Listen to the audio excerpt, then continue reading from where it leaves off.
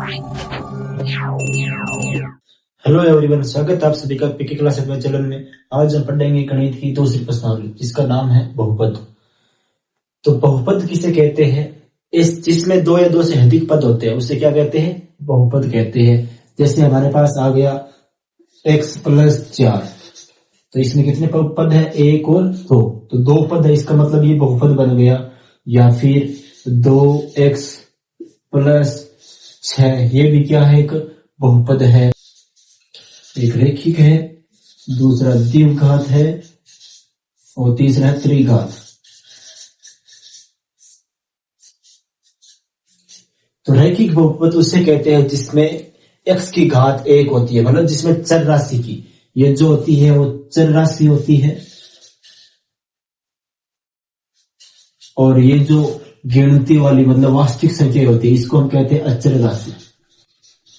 यानी a से लेके और z तक जितनी भी मीनिंग का होती है उसको हम क्या कहते हैं? चर राशि कहते हैं, और ये अचर राशि होती है।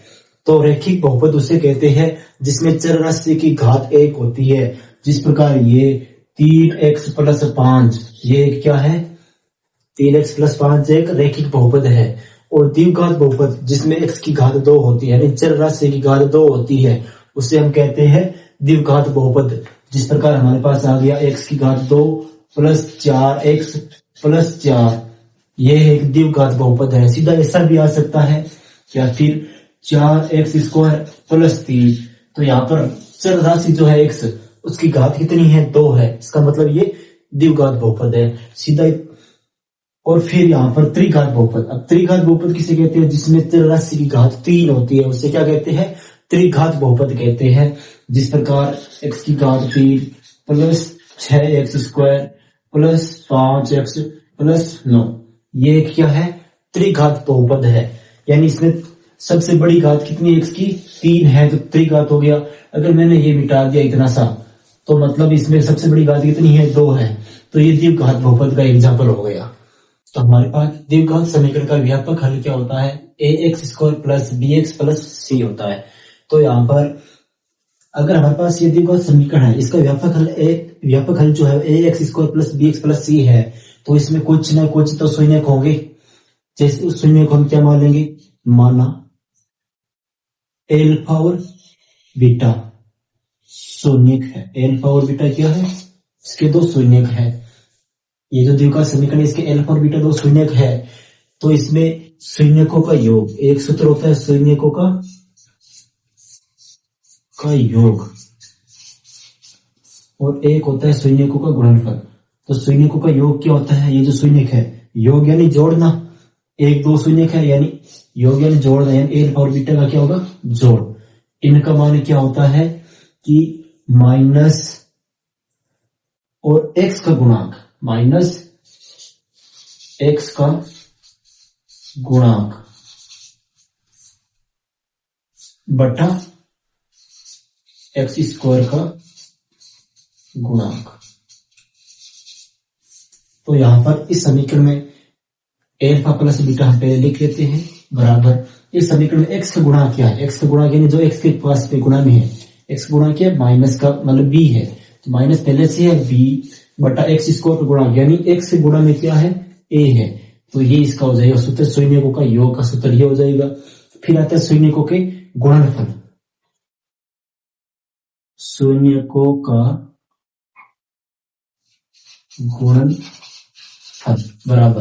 गुणनफल बराबर क्या करना है कि अचर पद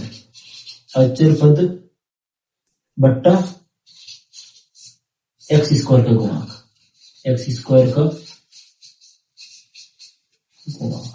बट्टा में x² का गुणांक ही रहेगा।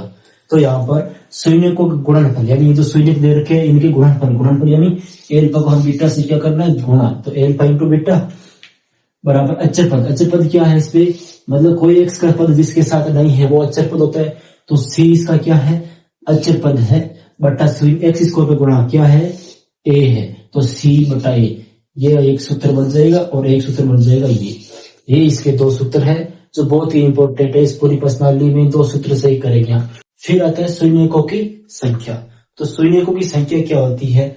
हमारे पास कोई ग्राफ दे रखा है, जैसे हमारे पास ये ग्राफ है, इसमें जो इस ग्राफ इस प्रकार का दे दिया, जैसे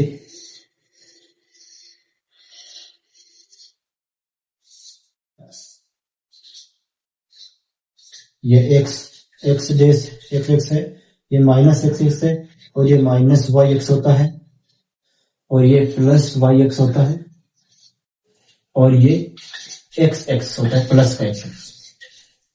ठीक है, तो आपको शून्यकों की संख्या क्या होती है, मतलब ये ग्राफ है, इससे जो एक्स एक्स पर कितनी बार प्रतिच्छेद कर रहा है, एक बार, दो बार, तीन बार, तो इसमें शून्यकों की संख्या कितनी हो जाएगी, 3 हो जाएगी। जितनी बार एक्स एक्स रेखा को, ये ग्राफ जितनी बार एक्स एक्स रेखा को प्रतिच्छेद करता है उतने ही इसकी क्या हो जाएगी, शून्यकों में संख्या हो जाएगी उतनी इसमें। तो जिस प्रकार मेरे पास ये ग्राफ आ गया इस प्रकार का,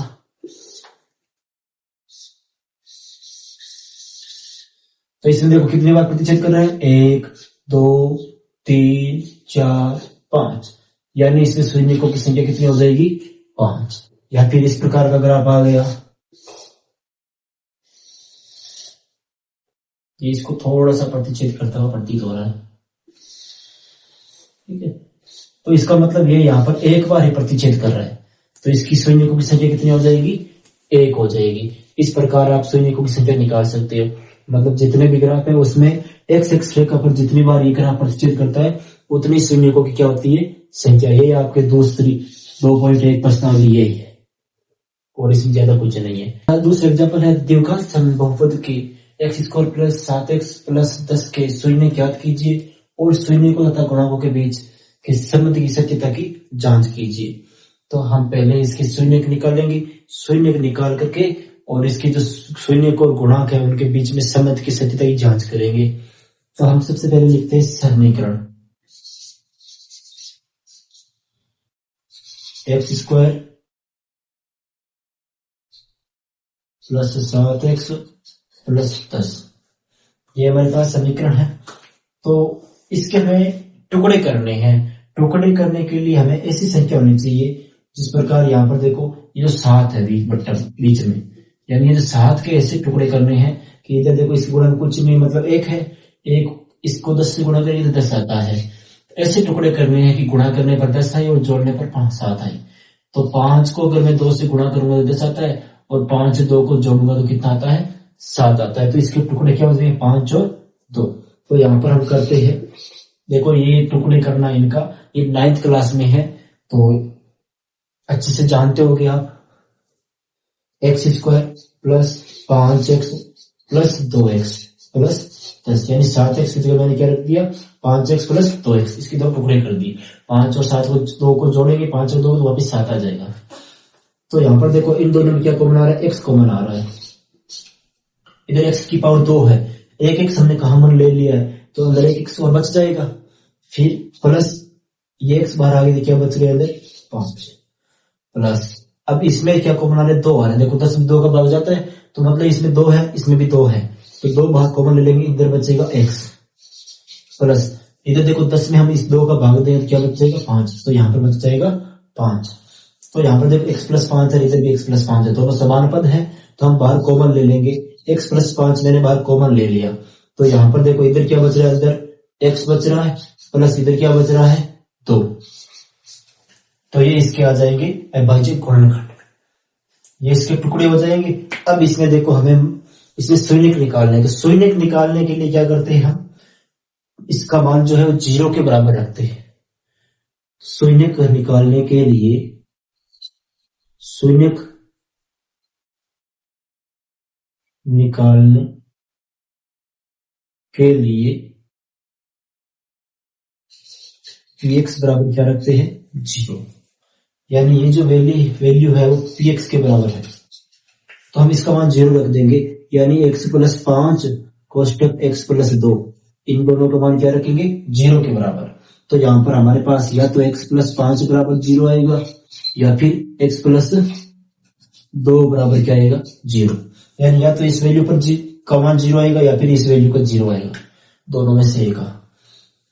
तो यहाँ पर ये 5 प्लस का इधर आएगा तो माइनस का, यानी x बराबर इधर आ जाएगा माइनस का 5, या फिर ये देखो यहाँ पर एक इधर प्लस का 2 इधर जाएगा तो माइनस का, यानी या तो हमारे पास x बराबर माइनस का 2 आएगा। तो इसके दो शून्य आ रहे हैं, तो हम क्या करेंगे, पहले शून्य को हम क्या मान लेंगे, एल्फा, और दूसरे को क्या मान लेंगे, बीटा। तो यहाँ पर हम पहले तो लिखेंगे कि द्विघात बहुपद,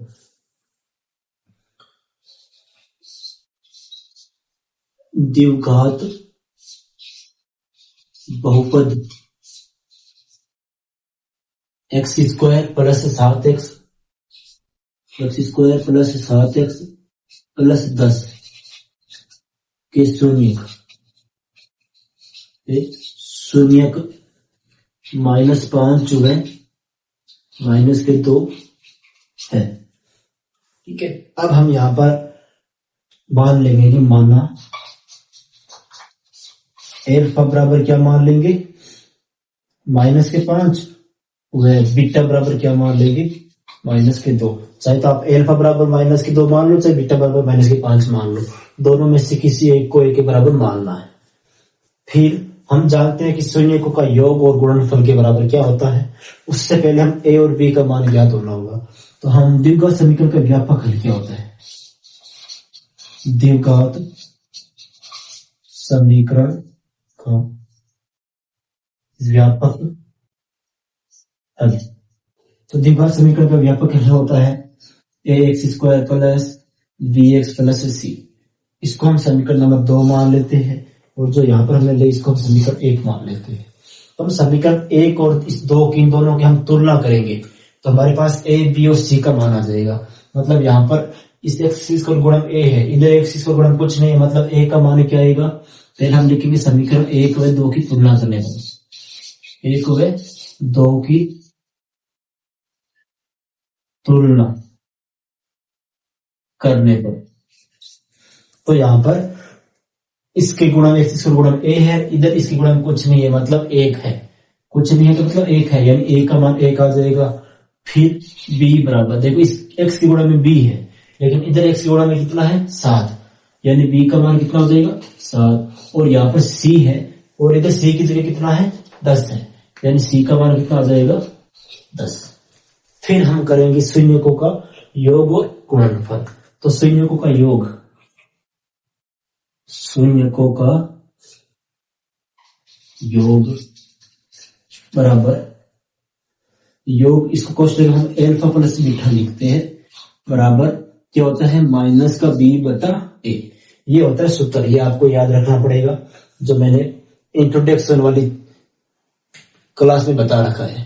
ठीक है, तो यहां पर एल्फा का मान हमने क्या माना, माइनस का 5, प्लस बीटा का मान हमने क्या माना, माइनस का 2, बराबर माइनस b का मान इधर कितना है, b का मान है 7, बटा a का मान कितना है, 1।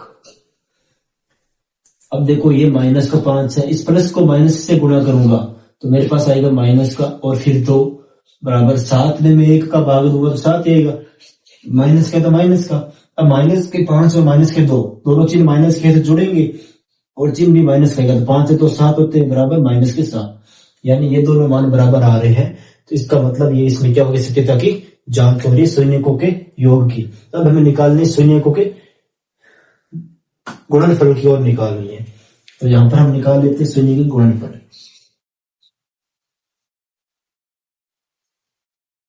को का गुणनफल बराबर क्या होता है, c अपॉन a होता है। शून्यकों के गुणनफल का सूत्र होता है c बटा a। तो यहाँ पर गुणनफल का मतलब एल्फा इंटू बीटा, गुणनफल का मतलब होता है एल्फा और बीटा का गुणा। तो यहाँ पर एल्फा का मान हमने माइनस का 5 माना था, और बीटा का मान हमने माना था माइनस का 2, बराबर c का मान कितना है, यहाँ पर c का मान है 10, तो 10 बटा a का मान कितना है, 1, 1 रख देंगे। तो 5 को मैं 2 से गुणा करूंगा 10, और माइनस को माइनस से करेंगे तो प्लस, यानी प्लस का 10, बराबर इधर भी क्या आएगा, 10। तो इसका मतलब यहाँ पर बराबर 10 आ रहा है, और यहाँ पर भी माइनस के 7 बराबर माइनस के 7 आ रहा है। तो शून्यकों के मतलब ये जो शून्य और गुणा के बीच जो संबंध है, उनकी सत्यता की जांच हो गई है, और ये प्रश्न हो गया यहाँ पर समाप्त। ये जो क्वेश्चन है वो 4 नंबर का आता है। तो फिर हमारे पास है एग्जाम्पल नंबर 3 कि द्विघात बहुपद x² - 3 के शून्य ज्ञात कीजिए और उनके बीच में स्थिति की जांच और करनी है। तो यहाँ पर हमारे पास है द्विघात समीकरण क्या है, एक्स स्क्वायर माइनस 3। तो इसको हम सरल करने के लिए हम जानते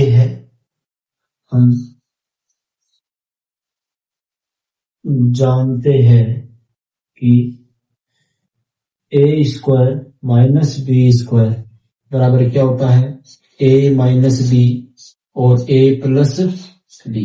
ये एक सरल समीकरण होती है, ए स्क्वायर माइनस बी स्क्वायर बराबर ए माइनस बी और ए प्लस बी। तो इस सरल समीकरण का उपयोग करके हम यहाँ पर ये करेंगे।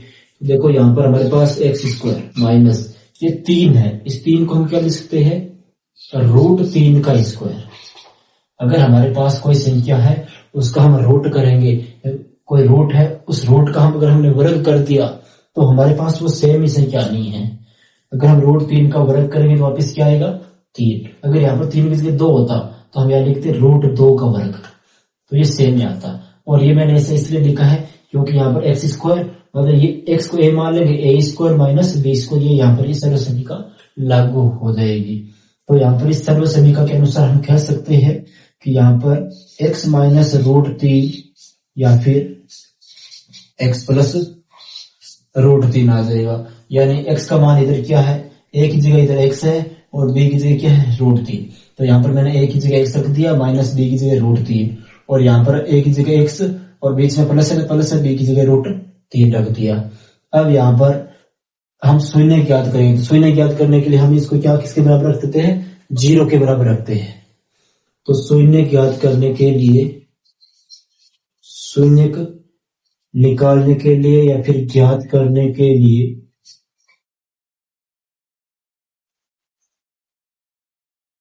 px बराबर हम क्या रखते हैं, 0। और ये जो मान होता है वो हमेशा px का ही होता है। लिख सकते हैं आप यहाँ पर px लिख सकते हैं, px का मान 0। शून्य ज्ञात करने के लिए px का मान 0, तो यानी इसकी जगह हम 0 रखेंगे तो ये 0 के बराबर आ जाएगा। x माइनस √3 और x प्लस √3 बराबर क्या आ जाएगा, 0। तो यहाँ पर या तो x माइनस √3 बराबर 0 आएगा या फिर x प्लस √3 बराबर क्या आएगा, 0। तो ये माइनस का इधर जाएगा तो प्लस का, यानी x बराबर क्या आ जाएगा, √3, या फिर x बराबर ये प्लस का इधर जाएगा तो माइनस का √3 आ जाएगा। तो यहाँ पर इसके शून्य हो जाएंगे √3 और माइनस के √3 और प्लस के √3, तो शून्य हो गए।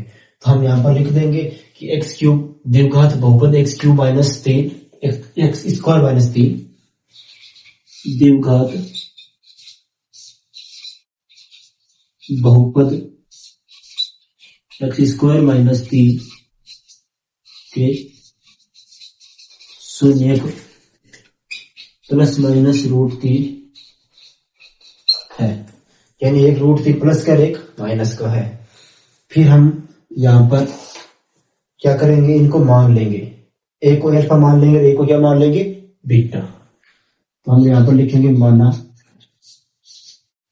अल्फा बराबर माइनस के √3 और बीटा बराबर प्लस के √3, यानी सीधा √3 लिख लेते हैं, प्लस के √3। अब हम जानते हैं द्विघात समीकरण का व्यापक हल। द्विघात समीकरण का व्यापक हल क्या होता है, ax² plus bx plus c होता है। ये इसका व्यापक हल होता है। इसको हम समीकरण नंबर 1 दे देंगे, इसको हम समीकरण नंबर दे देंगे 2। तो हम समीकरण 1 व 2 की क्या करेंगे, तुलना। समीकरण 1 व समीकरण 2 की तुलना करने पर, तो तुलना करेंगे तो यहाँ पर a की जगह x² गुणा में a है, इधर x² गुणा में कुछ नहीं है, मतलब a का मान क्या आएगा, 1। यहाँ पर bx की गुणा में b की गुणा में x की गुणा मतलब b है, सॉरी x की गुणा में b है, इधर कोई x वाला पद ही नहीं है, इसका मतलब कोई पद नहीं है, इसका मतलब b का मान क्या आएगा, 0 आ जाएगा। अगर कोई पद है ही नहीं इसका इधर x वाला, तो इसका मतलब b का मान 0।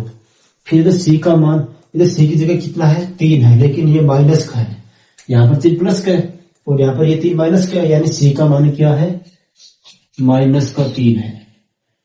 तो यहाँ पर ये हमारे पास ए बी और सी के मान आ गए। तो हम निकालते हैं शून्यकों का योग। शून्यकों का योग एल्फा प्लस बीटा बराबर माइनस का बी बटा ए। तो यहाँ पर एल्फा का मान है -√3 प्लस बीटा का मान है √3 बराबर बी का मान इधर कितना है, 0 है। तो यहाँ पर -0 बटा ए का मान है 1। तो आप जानते हो कि ये प्लस का है, ये प्लस का है, ये माइनस का है, तो ये घटाएंगे तो क्या बचेगा, 0 बराबर। और 0 में किसी भी संख्या का भाग देंगे तो हमारे पास क्या आएगा, 0 ही आएगा, यानी इसका मान भी क्या हो जाएगा, 0। तो यहाँ पर 0 बराबर 0 आ रहा है। फिर हम निकालेंगे शून्यकों का गुणनफल। शून्यकों का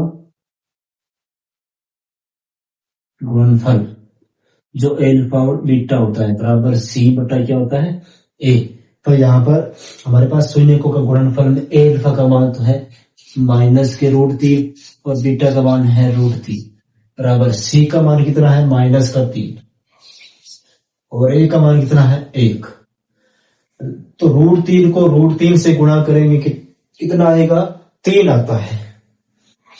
लेकिन ये माइनस का है तो माइनस का बराबर, और 3 में 1 का भाग देंगे तो क्या आएगा, 3 आएगा, और माइनस का है तो माइनस का, ये मान बराबर आ रहे हैं। पास है चौथा एग्जाम्पल। चौथा एग्जाम्पल में है एक दीर्घात बहुपद याद कीजिए जिसके शून्यकों का योग और गुणनफल दे रखा है क्रम में से -3 और 2। यानी शून्यकों का योग, शून्यकों का योग यानी एल्फा प्लस बीटा का मान दे रखा है, कितना दे रखा है, -3 और गुणनफल यानी एल्फा और बीटा का गुणा करेंगे, यानी एल्फा इंटू बीटा का मान दे रखा है 2। तो हम जानते हैं कि एक सूत्र होता है इसका द्विघात समीकरण याद करने का, और वो ये होता है कि x² minus alpha plus beta और प्लस एल्फा बीटा। ठीक है, तो यहाँ पर इनके मान इधर रख देते हैं। तो x² minus alpha plus beta का मान कितना है, -3, सॉरी यहाँ पर x और होगा साथ में 3 और x प्लस एल्फा बीटा का मान कितना है, 2। तो यहाँ पर 2 रख देते हैं। तो x², ये माइनस का इस माइनस को गुणा करेंगे क्या आएगा, माइनस प्लस 3 और x आ जाएगा +2, ये इसका आ जाएगा आंसर।